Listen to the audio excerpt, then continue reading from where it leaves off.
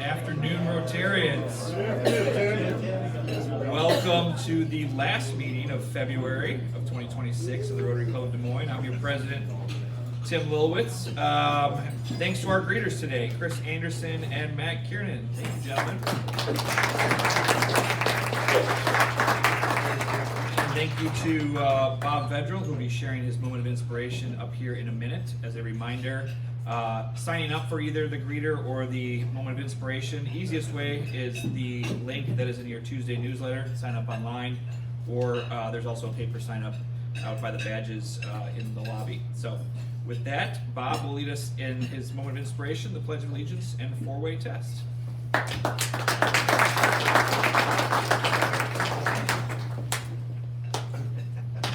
Thank you, President Tim. You're welcome. I've been thinking about the issue of striving to have a greater level of humanity in this world. Throughout time, we as humans have struggled with the concept of humanity. There are the wars, conflicts, political and social discourse, not treating individuals with compassion and understanding, as was recently demonstrated in Minneapolis. We have to remember, as a member of society within our hearts and minds, that extending ourselves to others can create a benefit that may induce someone to pay it forward.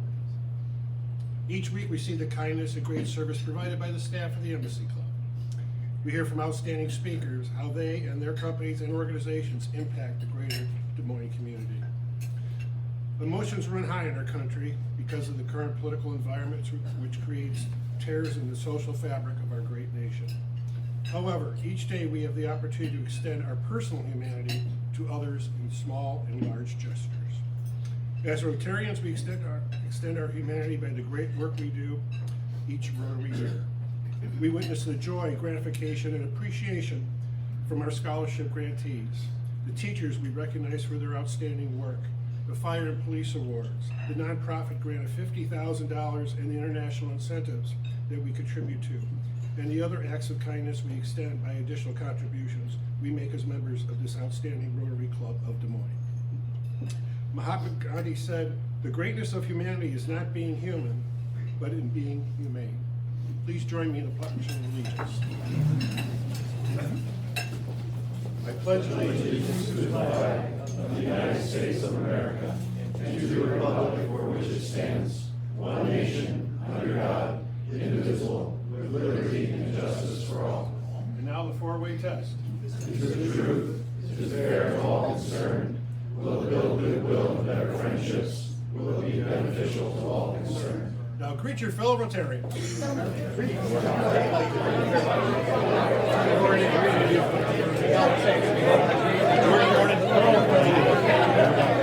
You get everybody's name down, you know everybody.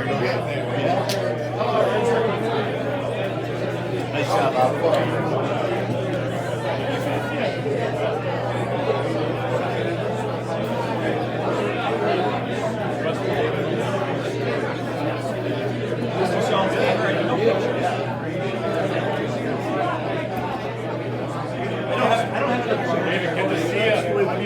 All right, there we go.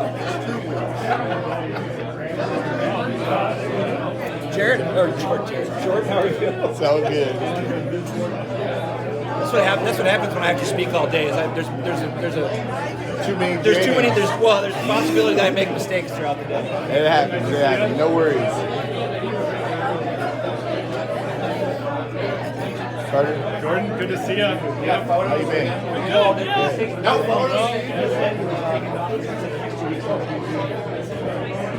Next time. How are you, sir?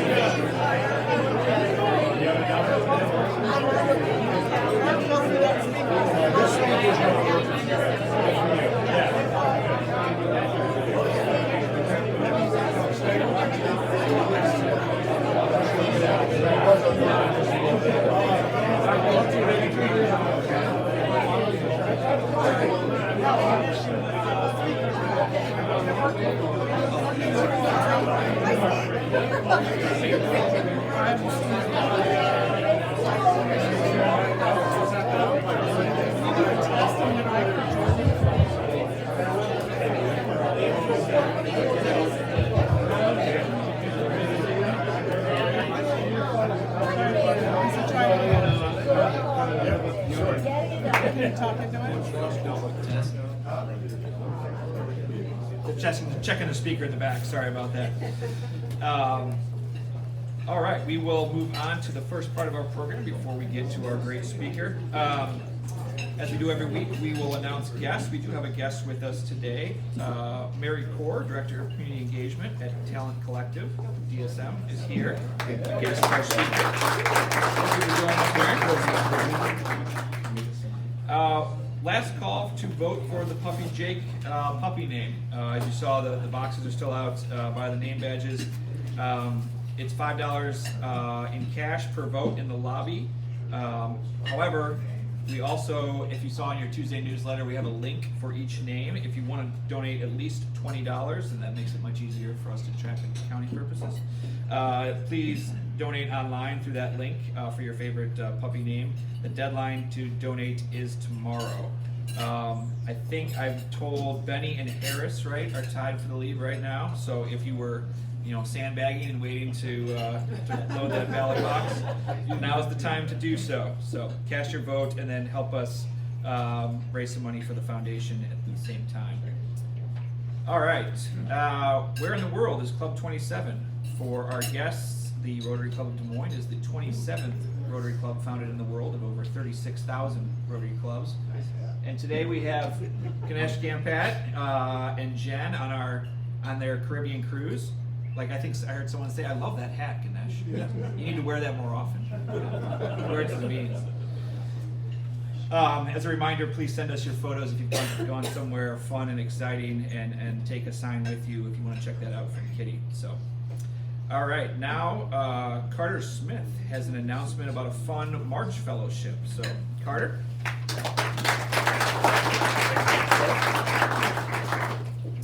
Well, good afternoon, everyone.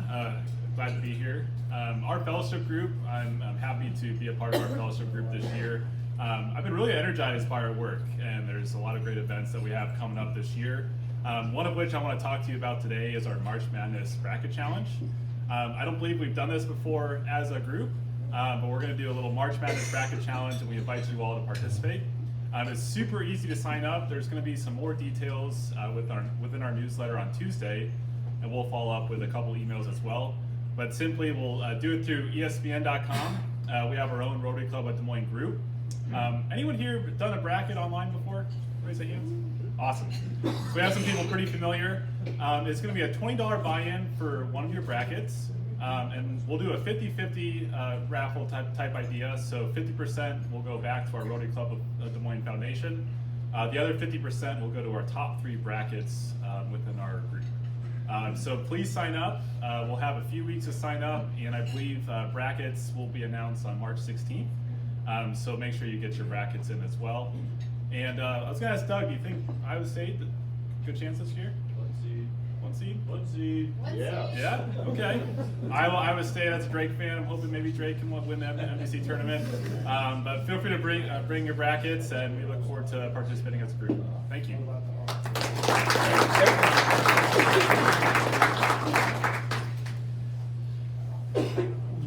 Yeah, I know who Doug's taken already in that bracket challenge. All right.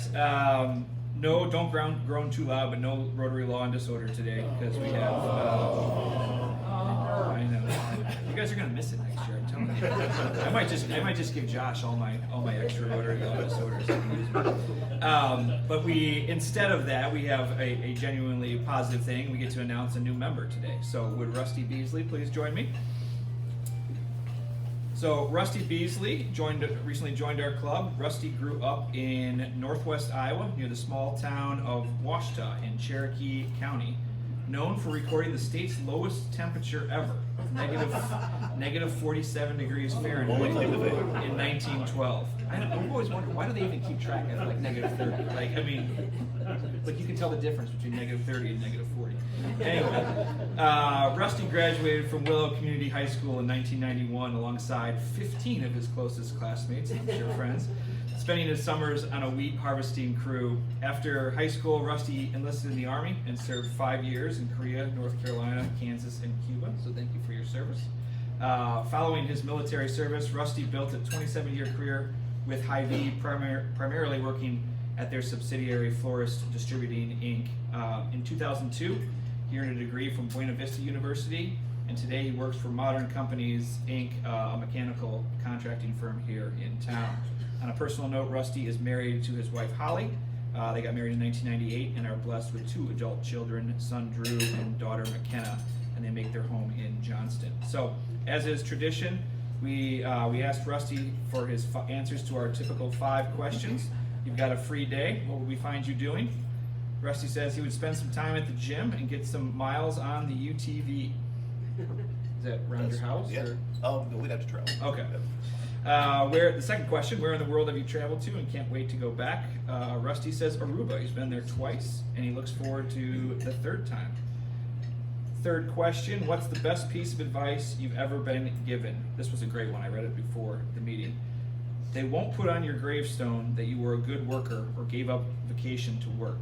They may put on that gravestone that you were a good father. So it's a very, for us that are fathers, it's a very poignant message.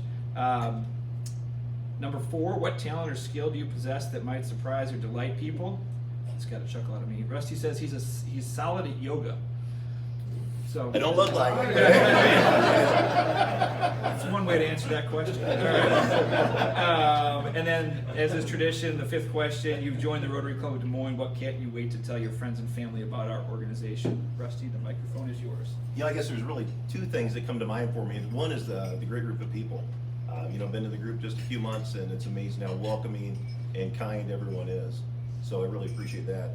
The second is the good things that Rotary does around the community locally and also around the world. I don't think a lot of people realize how much Rotary does. So great organization, great people, and looking to do more here. So, thank you.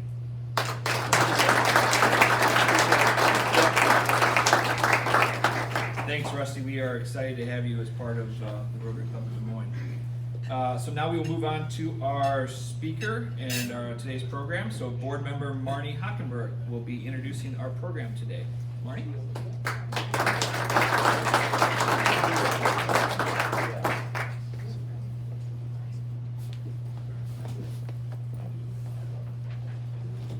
Thank you, President Tim. Good afternoon, everybody.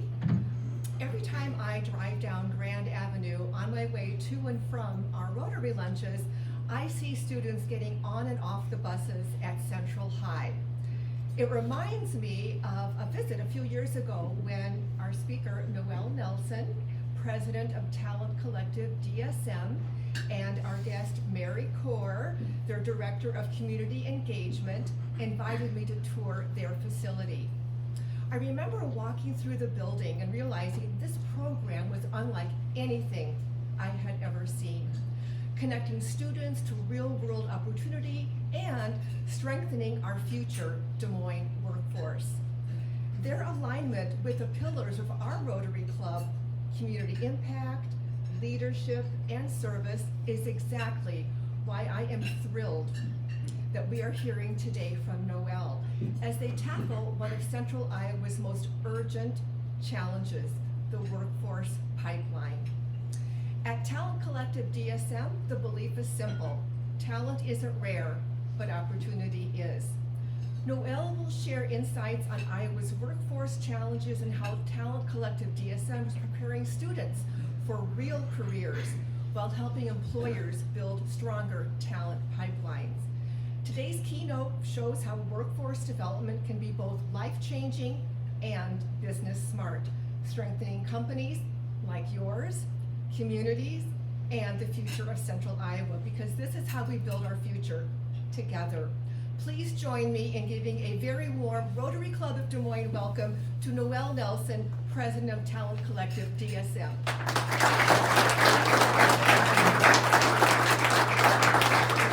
Bernie said it all. I have nothing left to say. Wonderful. Thank you. I want to thank my colleague Mary Kaur for being here. She's been a pillar in our organization from day one. I come from 24 years in Des Moines Public Schools, and the one thing we learn in the school system is you keep your head down, you do the grind, and you stay out of the Des Moines Register. So when I started in this nonprofit, the business community, it's sad to say, felt foreign to me. So Mary's really helped to close that gap. And Marnie, thank you for being a partner from the very beginning. I'm anxious to show the progress that we've made. I do have to say, the first time I got invited to a Rotary breakfast, it was a different club. It was like a 7 a.m. frat party. I was shocked at how rowdy the group was. I mean, appropriately rowdy. Better networking and fewer bad decisions. But it was a really, really fun time. So y'all have a lot to live up to.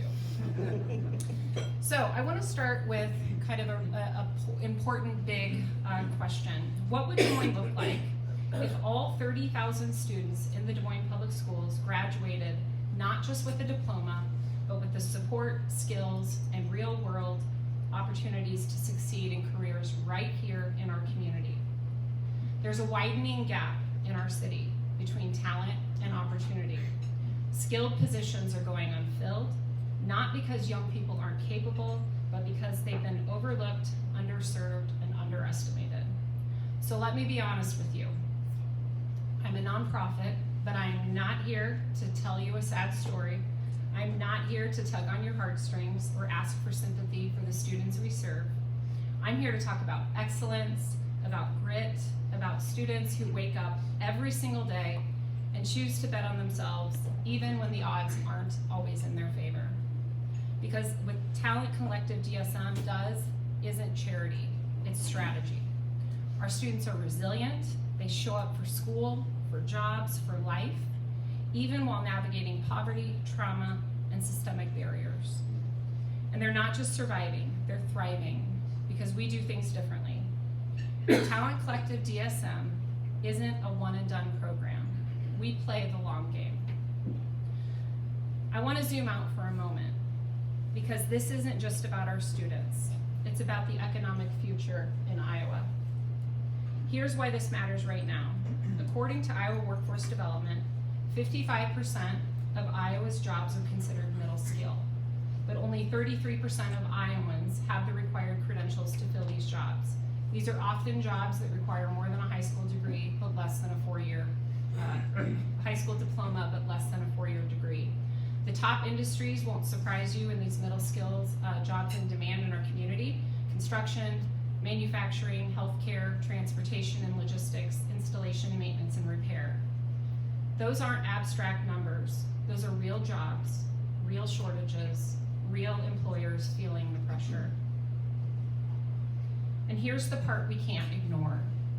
Des Moines Public Schools post-secondary readiness reports that college completion at 2- and 4-year colleges is low. This isn't a result of lack of skill or will. It's a lack of support systems. Regular scholarship programs are meant to get kids to college. Our support system is meant to get them through college and into full-time employment. So post-secondary enrollment for Des Moines Public Schools, 63% of school or students when surveyed intend to go to college, either at a 2- or a 4-year institution. But only 46% will actually enroll within 1 year. Of those, only 37% will actually persist from year 1 to year 2, and an abysmal 28% will actually complete within 6 years. If we keep doing what we've always done, we'll keep getting what we've always gotten. But when we change the support systems, the outcomes change. And that's exactly what we're doing. 5 years is what we commit to an individual student. We stay with students from high school through post-secondary training into real careers in fields like healthcare, business, IT, auto, and the trades, where they're not just earning a paycheck, they're actually building a future. We're currently serving about 350 students with the capacity to serve 400. That's 400 young people in our city positioned not just to succeed, but to lead. Our goal is bold.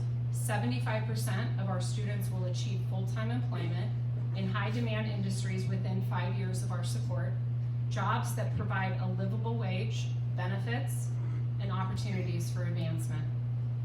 We walk alongside them every step of the way, with paid internships, scholarships, career coaching, and access to real-world opportunities. Dozens of students have benefited from partnerships like the Mercy Healthcare Camp, the Legacy Project Career Ready Collective, paid internships, and pre-apprenticeship programs. We connect them with employers who are tired of broken pipelines and ready to invest in people with purpose. And here's the thing, it works. This is a pipeline, not just of workers, but of future leaders, of problem solvers, of young people changing the trajectory of their families, their communities, and yes, your companies too. This isn't charity, this is ROI with heart. And when I say this model works, I don't just mean in theory. I want to introduce you to one of the young people sitting at the center of this solution. Meet Bianca. A Roosevelt High School graduate, Bianca was dealt a tough hand, but she never let it define her. While most high schoolers were thinking about prom and passing algebra, Bianca was working almost full-time, finding housing, paying her own bills, buying a car, and still managing to show up to school. She told us she wanted to be an EMT, and we helped her map out a plan. Bianca earned her EMT certification while still in high school, passed her licensure exam, and immediately got to work building her future. She's now pursuing her paramedic license with a degree in fire science at DMAC while actively seeking EMT employment. She impressed her instructors so much that she has been invited to return as a trainer for future cohorts, a role that pays more than $30 an hour. And the best part, because of the support and the partnership with DMAC, she will complete her degree with zero debt. This is not just a feel-good story, it's workforce development. That's ROI. That's a future leader in action. And Bianca isn't the exception because she's extraordinary, although she is pretty extraordinary. She's the proof of what happens when extraordinary students finally get an extraordinary support system. We have only been around for 4 years, so our first cohort of students are either in the workforce or in their second year of a 2-year degree program, but the results are promising.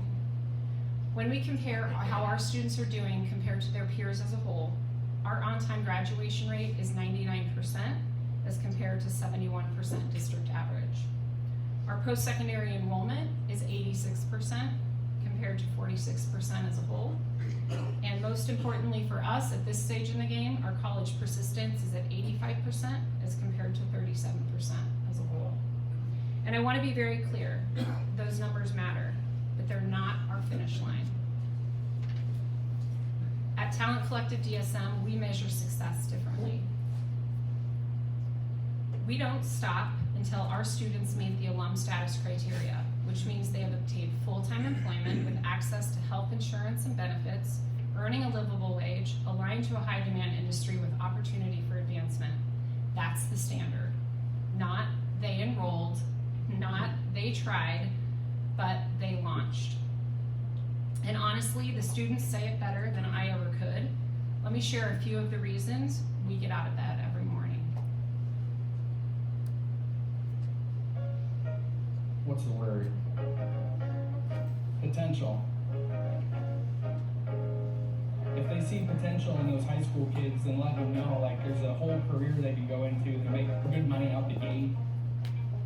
There's people that come from many different backgrounds, and sometimes you just have to expose them to what they can do. You'll never know what someone turns out to be. I wouldn't be here where I am without Talent Collective DSM. This program has definitely given me a bit of structure to know more so where I want and kind of the direction I need to head as far as what I want to do after high school.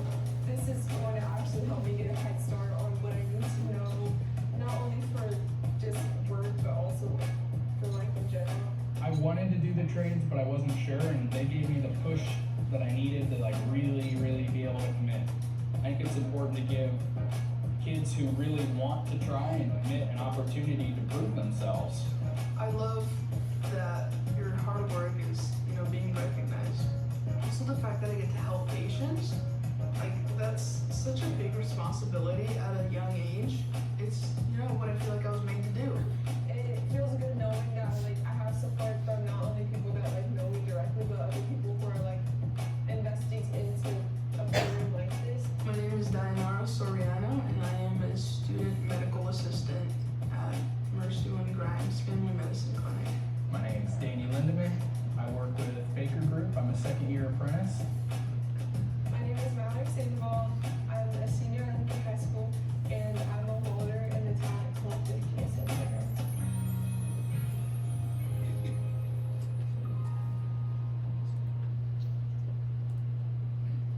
So why am I here, other than the fact that Marty invited me? Because I believe you leaders in this room understand what it means to play the long game. And I want to thank you. Thank you for giving me a platform to share this very important message. Our students are not problems to solve. They are possibilities to unlock. And your partnership fuels transformation.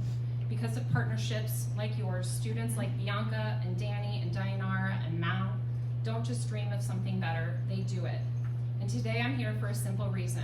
We can't build this future without our business partners. There are 3 ways Rotary leaders can step into this work.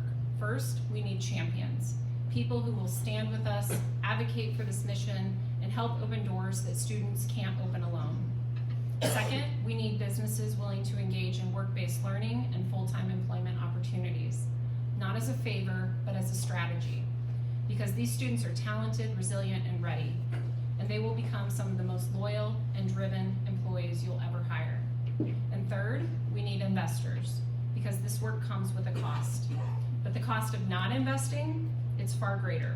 The cost of unemployment, the cost of homelessness, the cost of unfilled jobs, stalled growth, and hearing one more heartbreaking story when we could have changed the ending.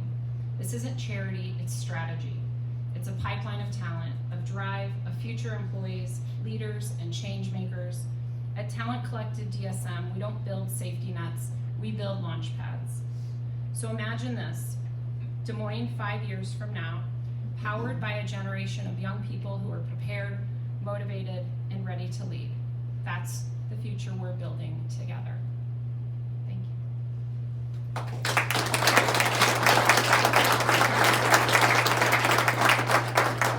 So now I think it's Q&A time, is that correct? Absolutely. Oh, sir in the back. Could you explain a little bit of your funding mechanism? Sure. And maybe even describe who those specific partners are that are working with you, Great. these investors? We are in year 4 of a 5-year grant. We were brought here and fully funded by Mid-American Energy. And the intent was obviously workforce development, and they knew of our success in Omaha. And Mr. Greg Abel saw the opportunity here locally, and so Mid-American Foundation is currently still about 90% of our funding model. That will step down significantly over the next 5 years. We also have a significant portion of support from Thomas and Linda Kane Foundation. So because of their generosity and Waldinger's support, our skilled trades pathway has been built out to the point where we've gone from 4 students in our first cohort to now 50 students a year. And then our business partners are numerous, too numerous to name. We're over 50 partners that are offering actual opportunities for students.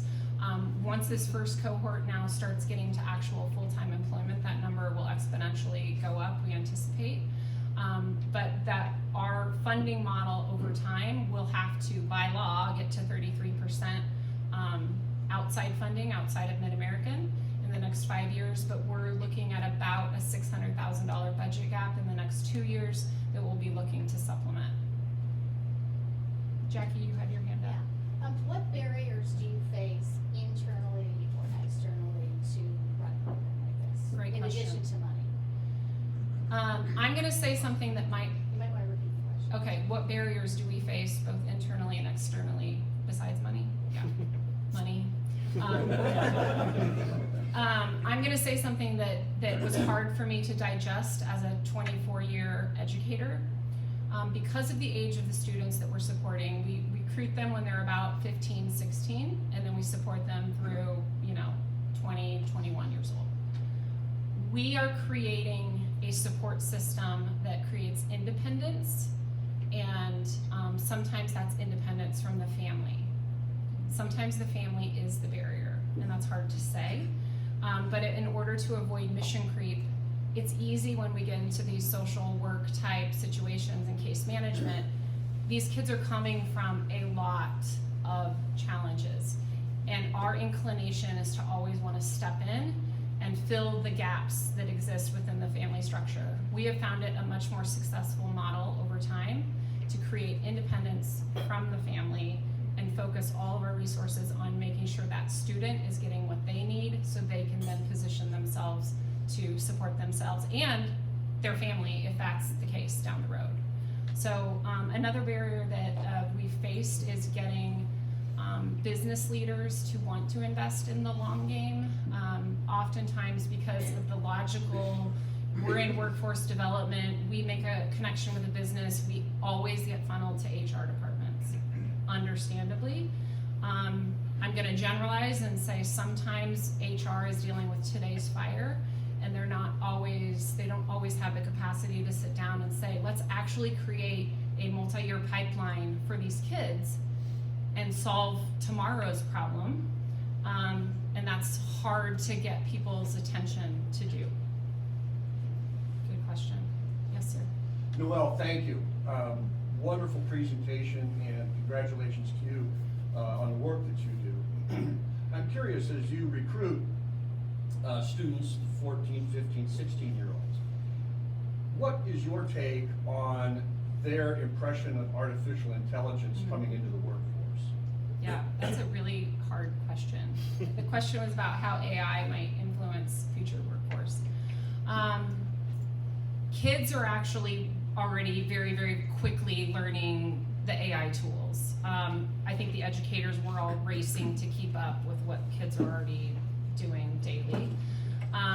Because I'm not providing algebra and geometry instruction, we're trying to really teach kids how to use artificial intelligence to their benefit as far as how to adequately research a company, how to prepare for an interview, how to polish your resume, how to write your cover letter, and very much presenting it as a tool.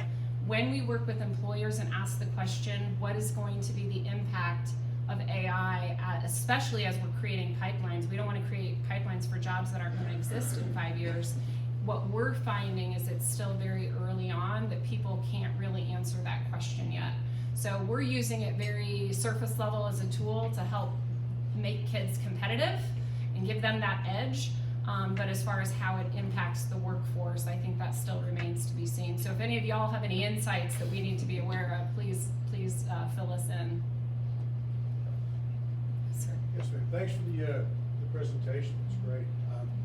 How do you enforce accountability on the part of the kids? Great question. How do we enforce accountability? So we have strict attendance standards. We do not have necessarily strict academic standards because sometimes there's lots of reasons why a student might be performing. But we do have an expectation of you show up.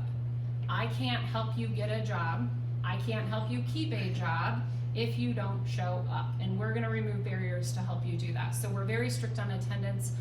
Frankly, if a student is failing to meet expectations or failing to accept the supports that were offered, we would typically put them on a success plan, problem solve. I would say 95% of the time there's a life situation happening that's getting in the way of a student's success. But we have let go of a few kids where they just aren't open to the support. They don't want to be held accountable. They don't want to share their challenges with us, so we can't help. And in those cases, we do drop them from the program. And that is a difference also from the public school system. We haven't had to do it much, but again, if our mindset is we are creating a pipeline of talent, we have to, our business leaders have to trust us that the kids we're sending them have demonstrated a readiness. And there's some life things that are just too big to tackle, and so we work with that student separately, and we don't always send kids to an employer if they're in the middle of something. So we try to also gauge a student's readiness to stay ahead of some of those issues. When I say there's so many assumptions about this generation of students, and if you spend any time at all with the kids that we're serving, a lot of those stereotypes are shattered. It's really encouraging to see kids who want to show up, they want to work hard, they want to do better, they want to help their families, and that is a really strong motivator. So accountability is a thing, but it's not the thing, right? Does that make sense? And as a follow-up, the responsibility that you place on them, how do they react to that, especially if they're coming from really difficult backgrounds? Yeah, I think once it clicks, it takes from about, we start working with them this summer after sophomore year, and by about December of junior year, it clicks the opportunity that they've been given. So once that light bulb goes on and they understand, wait a minute, I'm not gonna have to figure out how to pay for college. I'm not gonna have to figure out how to search for a job. I'm not gonna have to figure out how I'm gonna help my family who desperately needs my support, and I feel a lot of pressure as a first generation student. The commitment is just there, almost all the time. Yeah, it's pretty cool. Yes, I'm back. Just curious how your program will dovetail with the Reimagining Education plan you've got so far. Great question. The question is about how our program dovetails with Reimagining Ed. So our industries will continue to meet the needs of the business community, but so far the industries that we're supporting are very much in alignment with the vision that Des Moines Public Schools have laid out as it relates to healthcare specialty, IT specialties, STEAM. So I can only see our work being strengthened by a district who is incredibly aligned, and I also believe that because of the work that's being rolled out K-12, the kids that are coming to us are going to be so much more prepared and have done some of that exploration before they get to us, which allows us to accelerate our programming tenfold. So I am thrilled with the direction that Des Moines is heading, especially as it relates to career pathways. And we have to consider K-12 education as workforce development, and that sometimes doesn't land, but now that I'm on the other side of it, that should be our mission. Yes, sir. How do you identify kids, and how do you approach them, and what conclusions do you draw from kids who say yes versus kids who say no? Yeah, how do we recruit students and how do we distinguish? Approach it. Yeah. So because our high school coaches are embedded in the schools, they get to know kids pretty well, so they're always working with counselors, teachers. Our own students are some of our best referrals. Once they understand the type of student we're looking for, they're like, well, I have a friend that fits that criteria. So they kind of come to us through all walks of life. It is an interview process. We have a screening process that we look at, like I said, attendance. We look at an openness. We look for a grittiness about kids. We look for kids who have goals and dreams and want to do something bigger. They just don't know how to do that. And then our coaches have gotten really good at identifying kind of the it factor of these are the kids we want. A lot of our kids' traditional school just hasn't been their jam, and so can we get you interested in something else that doesn't require a 4-year degree or even a 2-year degree? So when those kids see that there's a place for them, again, that buy-in goes through the roof. When we look at who doesn't make the cut, it's usually the kids who have a very clear goal of a 4-year path. And we don't want to hold anyone back, right? If you have a goal to be a doctor or a lawyer or whatever that may be, go do that. That's amazing. We're looking for those kids that are right in that middle category. Yes, sir. How do you market your services? Like, do you go to the Greater Des Moines Partnership, Chambers of Commerces, and so forth? Yes, how do we market our services? Thank you for referring to them as services. I love that. So we get into every room we possibly can with business leaders. We have relationships with most of the chambers, but that's where we're also looking for those champions to help open doors of saying, you know what, this message might really resonate with my friend over here who runs HVAC business or whatever. So we're still very much word of mouth. We just launched our new brand with the help of Flynn Wright, so social media is helping us.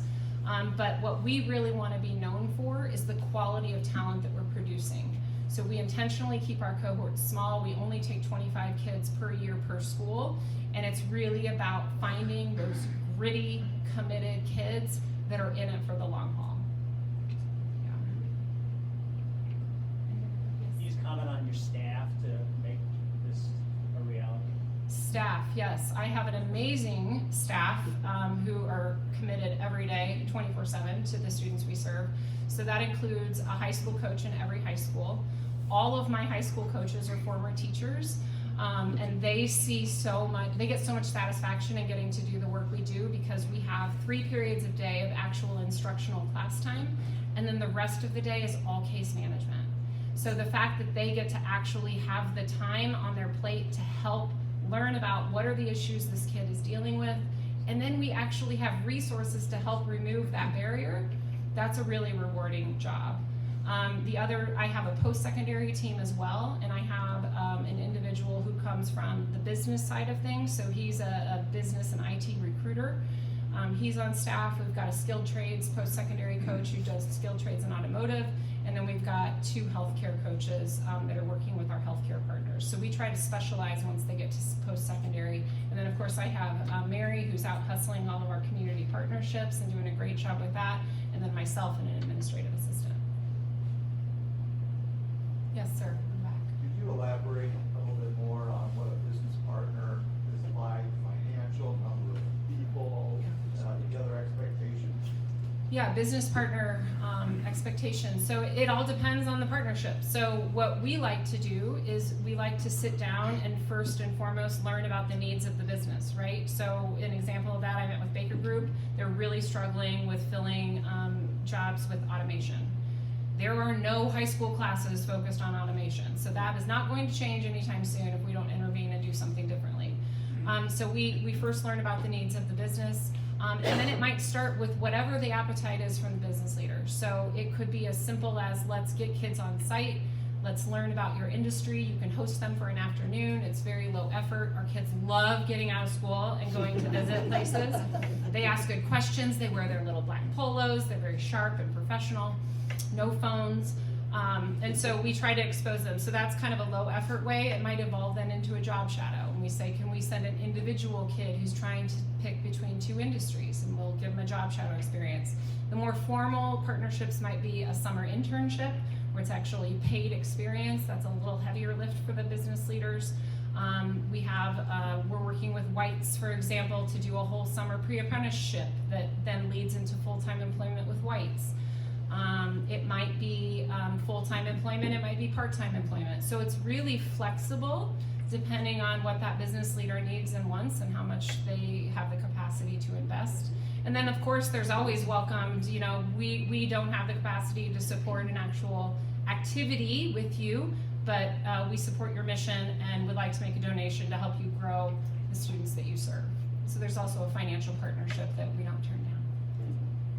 Yes, Jackie. Sorry, I had a second one, but it's important. 7 out of 10 CEOs, when we were polled, talked about the lack of human skills that a lot of our students have right now. And can you talk about how you are addressing what seems to be a human skills, soft skill gap? Soft skills gap, yes. So our curriculum that we have, they'll have for 2 years of high school before we even send them out to employers, includes just that. So right now, Mary just wrapped up a whole workshop with our students on networking. We'll bring in volunteers, we'll help them practice networking. How do you introduce yourself? How do you tell your story? How do you become memorable? How do you share who you are without oversharing, right? How do you have a conversation with your phone down? How do you look somebody in the eye? How do you shake their hand? I mean, we go down to the basics and lots of practice, and because we have that trusting relationship with kids, we can give them some really hard feedback that maybe just an educator who sees them, once a day for a few minutes can't give. So we're constantly hitting on the soft skills. We do a lot of mock interviews, practice, because it is a different language for some students who aren't exposed to the professional setting. And then how do you also remain authentic to who you are? So we're trying to wrap up that in our curriculum, as well as we do a ton with financial literacy. That is a huge gap for our young people. It's a huge gap for my own kids. Of how we're helping you access a good paying job, but if you can't manage your money, we're not going to be any further ahead. So we try to target what are all those failure points, potential failure points, and can we build a curriculum to get ahead of that? Yeah. Am I out of time? I think we're just about. Are you around for a few minutes? Yeah. Oh. Okay. So much. Thank you for your time.